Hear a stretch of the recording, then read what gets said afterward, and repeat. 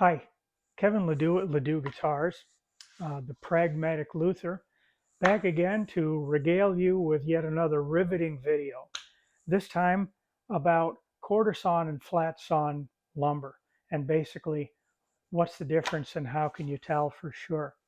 Uh, I happen to have been watching a lot of Facebook in the last couple of days and noticed that a lot of beginning woodworkers and maybe some of the beginning guitar makers too uh, are not sure about what is quarter sawn and what's flat sawn and so on lumber. So I thought I'd take just a minute and see if I couldn't shed some light on that for some of you that might benefit from it. The first thing that I want to do is you can't have a video without a bunch of flip charts and stuff like that. So what I've done is I've drawn a picture of a log, and the most important thing here that you need to know is that quarter sawn lumber comes out of a log at approximately a radius to the center of the log. Not exactly at a radius every time, that would be rift sawn, but on a radius pretty much. A flat sawn board, which also is known as tangentially sawn lumber, and that's the key word, tangential. In other words, the board is cut out of the log in such a way that its surface is on a tangent, some tangent to the circle. It doesn't matter where you take it, it's still on a tangent. And that's going to yield what we call flat sawn lumber. So I'm going to turn the camera and show you some examples of exactly what I mean and how you can tell when you look at the material.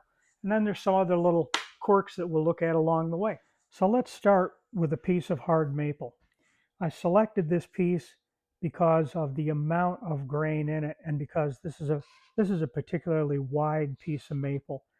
You wouldn't even find this normally in commercially sawn stuff because uh, they don't need to saw this wide to make high grade lumber. It's not that it's that rare, but I chose this because you can see this classic arrow pointing grain here and the circular things kind of going on here. All of this stuff, these are the obvious markings of flat sawn lumber or tangentially sawn lumber, also historically called sometimes bastard sawn lumber. Now, the key, however, to knowing exactly is by looking at the end grain.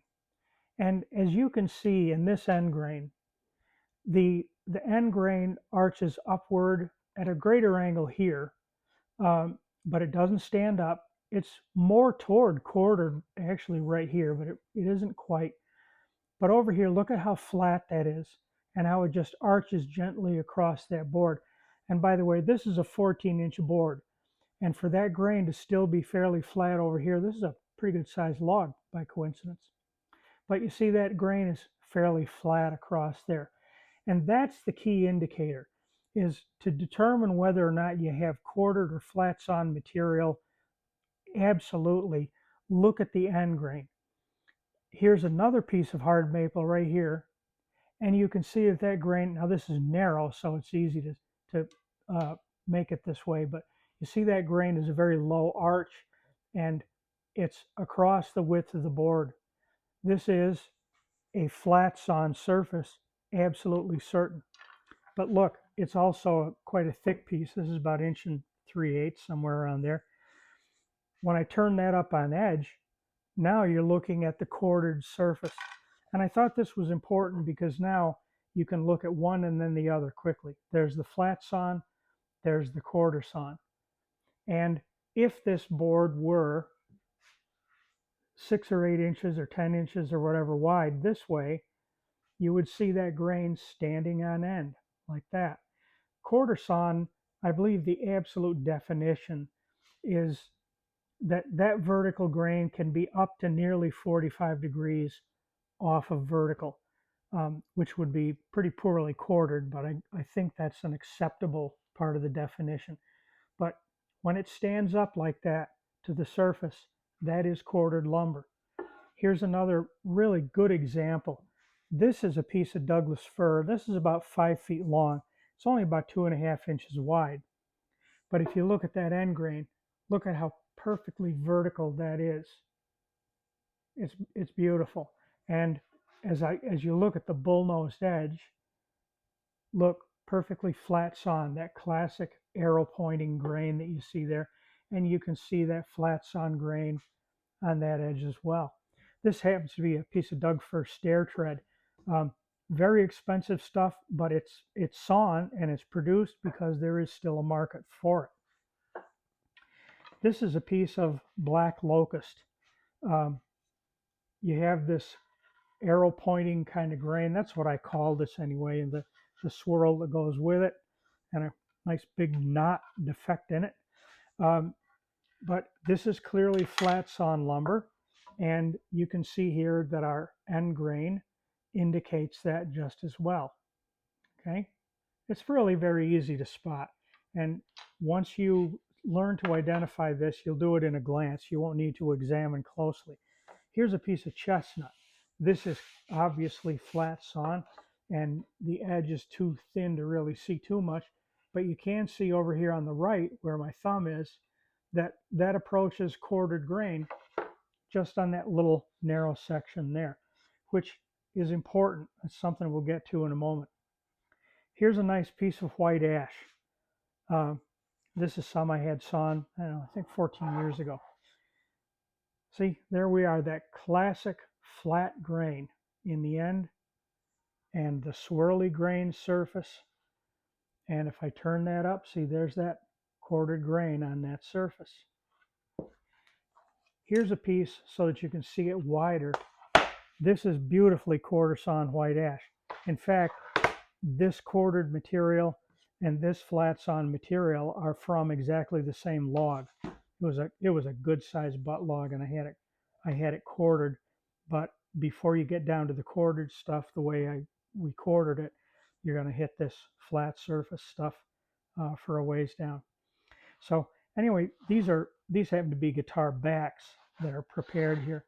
But look at how, as you look at that surface, that quartered surface, the lines, of course, are not perfectly straight, but their curvature is quite parallel. That's a giveaway of quarter sawn surface as well. But one has to be careful. We'll get to that later. Here's a piece of beautifully quarter sawn red oak. And how do I know it's red oak? That's kind of a sidebar to the monologue for today. But I know this is red oak for two reasons, two ways I can tell.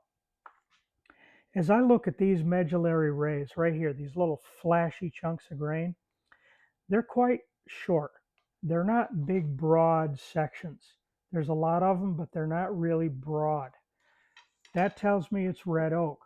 But the other more positive way to look at that is, I hope the camera will focus here for me.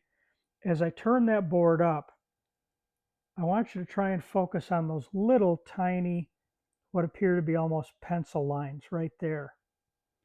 Those are the medullary rays, and they are the same as these. These are also the medullary rays in the quartered surface. In red oak, those medullary rays are anywhere from a skimpy little quarter of an inch or maybe even less, but they rarely, if ever, exceed 1 inch long in red oak. There's an old saying, short red with a hole in its head, meaning short medullary rays, and a hole in its head, meaning it's an open grain wood, and the vessel cells are wide open. Now, you can't see with the naked eye whether or not those cells are really wide open. They appear to be, but definitively you don't know until you put an eye loop on that and take a look. If you can see down in them, that's another proof that it's red oak. If you find a white material stuffed in those, that's known as tyloses. Then you know that that's white oak. Plus, in white oak, those medullary rays will range from anywhere from 1 inch to 4 inches in length. It's quite a difference between the two. Here's a piece of quarter sawn cherry, and this is nicely quartered. Now you can see where my thumb is. We're into the sapwood, so we're at the outside of the log, and we don't know the size of the log, but the vertical grain is still perfectly vertical on the left-hand edge. I hope you can see this all very well.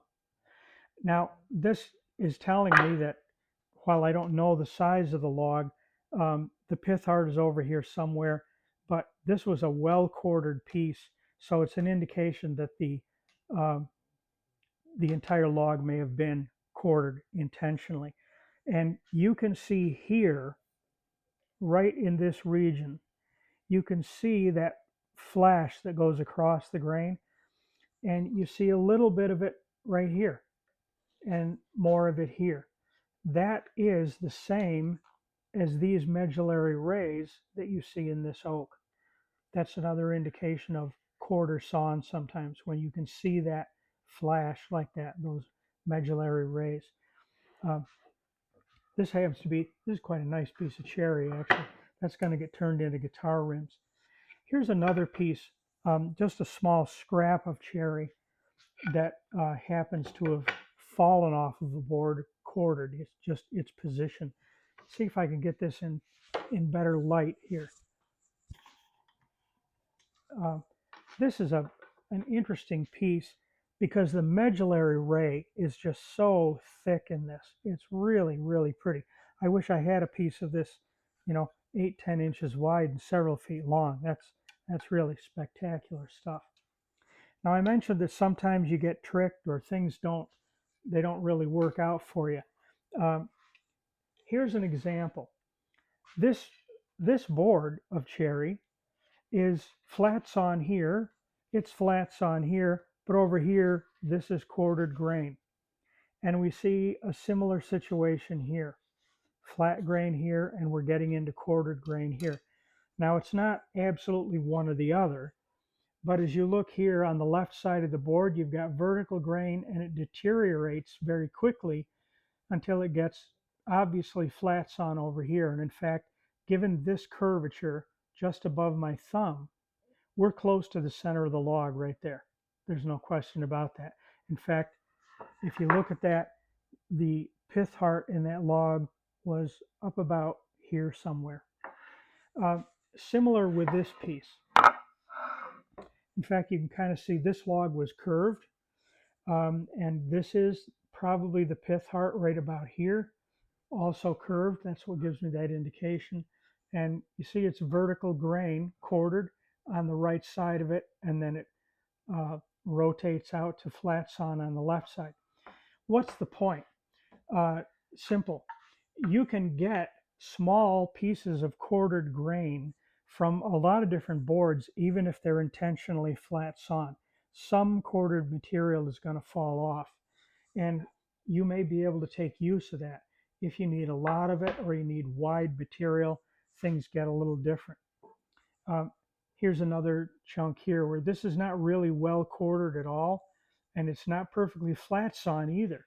So you get kind of a combination of that swirly grain and the sort of straight lines in here. So going back over here, I'm going to pick up this little piece of stuff here. Now, first, observe that right here in the center, that is the pith heart of that log, if you could call it a log. This used to be a 2x4, and I chose this intentionally because so many new woodworkers are tempted to buy yard lumber, which is not always a good idea because yard lumber isn't even dried properly, at least not for interior purposes. It's okay for framing. But if you look at this little piece, excuse me, this is glued on here, so pay no attention to that. We'll turn it around. If you look at this, you've got quartered grain here and quartered grain here, but you also have the pith heart. Well, if this was a wide piece of lumber, it would be pretty useless. And it was pretty useless for anything but a 2x4 because it's going to kink right there at the pith heart. And the shrinkage is always greatest across a tangential surface. So it's going to shrink greatly in this direction.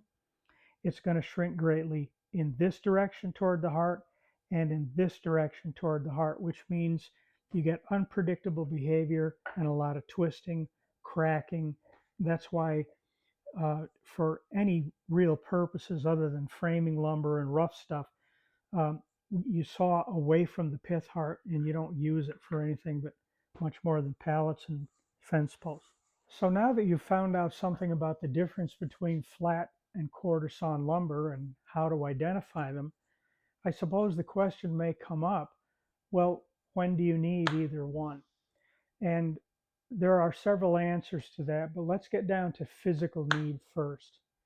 You need quarter sawn lumber when you're building anything where stability is extremely important because uh, while no two species of lumber uh, all shrink exactly the same, shrink and swell, they all have different characteristics and they all have overall shrinkage rates that are different.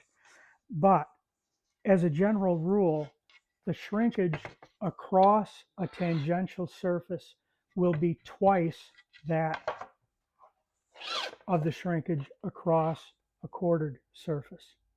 So, for example, you're building lap strake boats. I guess you'd want a quartered surface. You'd want quarter sawn lumber to build that boat with. Porch floors, especially on older porches, you may have seen that they're 1x4 boards. They were quite often Douglas fir and they were quarter sawn because the shrinkage rate was less and it would sit there and behave itself and stay down nicely. Um, there are a lot of reasons to use quarter sawn lumber, uh, but mechanically it comes down to the need for something that's going to be very stable with minimal shrinkage and swelling over the course of a season. Um, the other thing, of course, would be aesthetics.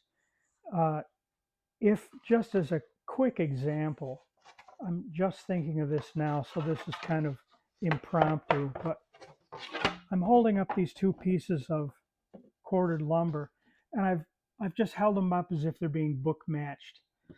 You can see where maybe in door panels, in furniture, something like that would be highly desirable. But the same could be said for flat sawn lumber as well. Uh, Door panels quite often are nicely made of quarter sawn material because that way the panel doesn't swell as much and try to push open the frame of the door. So there's, as I said, there's a lot of different reasons to select one lumber over the other. I want to point out that what I've shown you is really pretty basic stuff. If you're beginning in this, or if you're interested in more, um, check out Bruce Hoadley's book, Understanding Wood. That book's been out, I think, probably for 40 years, but the information is just as good today as it was the day it was written. There's also the Wood Database online, which I'm sure many of you have found, but also uh, go to the USDA Forest Products Laboratory website. The Forest Products Laboratory is clearly the biggest single source of knowledge about wood and everything wood related in the United States, and probably one of the better in the world. I thought it might also be helpful if I took a few shots around the shop to show you some maybe applications where quartered or flat sawn lumber was desirable or even more important. Probably the primary one that I have in the shop is this bench top. Um, this bench top is 32 inches wide. It is fully 3 inches thick, and it happens to be 7.5 feet long. And it is not actually quarter sawn lumber. It is flat sawn lumber that is turned up to expose edge grain. And when I had this built, I did not build this because it's physically too heavy to move through my machinery. This bench top weighs 278 pounds. Um, I wanted that edge grain up here because I want the overall shrinkage and swelling to be minimal. And that's one way to accomplish that. The hickory was chosen because of no other reason than it's one of the hardest woods that grows in the Northeast. Um, the only thing that would be harder would be some weird stuff like maybe Osage orange or something. Um, but this is commercially available, so it's the hardest that we have. Locust would be a good one, but locust is a little bit too dark in color. Um, it works very, very well. Now, another example, we'll move over here. This is my Go Bar deck, which is kind of unimportant, really, this specific application. But you can see here, I made up a frame and panel deal. in the center of this, under the go bar deck, there isn't even anything under there. There's no panel or anything. But I made the frame up, and I guess the important thing is you look at the joinery in that, and you look at the width of these. These are only 3¼ 3½ inches wide. It didn't matter to me much whether it was quartered or flat sawn, because in that narrow width, I'm not going to experience seasonal cupping and warping too much. So that's worked out very well. Um, Same here with the stile and rail work. You can see this is quartered, this is flat sawn. Uh, this happens to be quartered grain, this is flat sawn, and so on. The pieces are so narrow that shrinkage and swelling was not very important to me. And this is shop furniture. If I was making this for the house, it would either be quartered or it would be flat sawn. I would not combine the two. But aesthetically, this was less important. Um, Over here, I have another bench top, and here I committed a real sin, so to speak. I have flat sawn oak here, here, sort of quartered here, obviously quartered here, but there's the pith heart. So I mixed the two. But this is a bench top. This is where I do my sharpening. And I'll go back here, and you can see that I've splined every one of these. That was done just to keep the boards in alignment when I glued them up, because it's too wide for me to put through my drum sander. So I had to make sure everything was lined up. You get away with it. And of course, aesthetically, I wasn't as concerned. Um, I'm showing you a lot of oak, I guess, because several years ago I took down a couple of oak trees and they yielded good stuff, which I used for utility purposes, including my window trim, which is for the most part quarter sawn oak. And I chose it there because that's 4 inches wide and wider at the sills. So I wanted a lot less movement, and I got what I wanted. Works out very well. Over here, I have these drawer faces. Now, there would be good reason to make drawer faces, especially when they're set into a frame, to make those quartered, but I didn't. This is soft maple, Acer saccharinum, as opposed to hard maple, Acer saccharum. This stuff, it was just so beautifully figured. I didn't want quartered grain because it shows better in the flat sawn grain in this soft maple. So I used it. It has not been any trouble.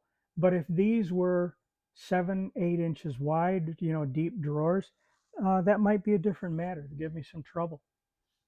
On the top of my tool buffet, I have this bench top here.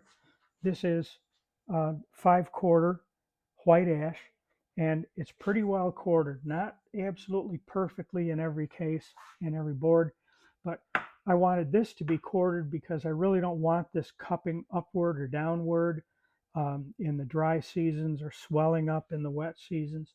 So it was important that I minimize shrinkage, and that's worked out very well. Now, this panel right here that supports a lot of these tools, this is where you just do the common sense thing. That's maple veneered plywood, and that's the way it should be, because solid wood, it would be a waste of timber. So there's just a couple of examples of applications around here. I hope you've enjoyed this. Thanks again for watching. So I hope this has helped some of you in some way. Good luck with your woodworking or your guitar making. I'm the Pragmatic Luther, Kevin Ledoux. I hope you'll subscribe to my channel and put a like on the video. Continue woodworking and guitar making, and thanks for watching.